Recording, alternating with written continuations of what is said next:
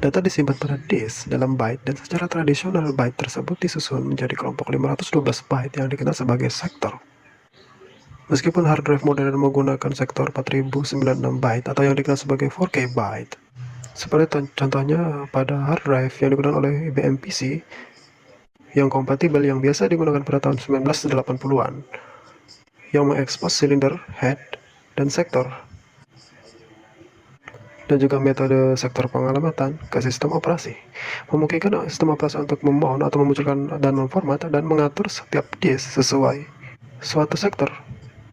Suatu sektor adalah penggunaan minimum data yang dapat Anda baca atau tulis ke disk. Jangan bingung dulu tentang masalah blok pada disk. Sebuah sektor mengacu pada area fisik pada disk, dan sedangkan blok menunjukkan sebagian kecil data yang biasanya digunakan untuk pengalamatan pada sistem operasi. Dan Anda juga akan mendapatkan istilah dengan cluster. Ini adalah sebuah istilah yang ditentukan pada DOS Windows dan hanya mengacu pada sejumlah sektor. Sektor-sektor ini diatur ke dalam track yang menjadi milik mereka sendiri, yang dapat diatur menjadi kelompok yang dikenal sebagai silinder.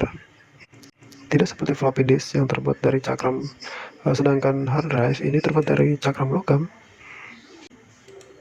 dan setiap disknya dikenal sebagai platter atau piringan.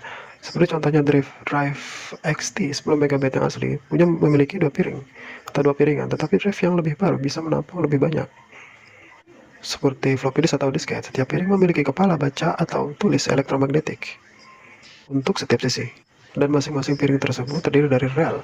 Meski kepala hard drive bergerak bersama, masuk akal untuk menyimpan data terkait di track yang sama di setiap piring, atau di setiap piringan pada platter atau yang disebut platter.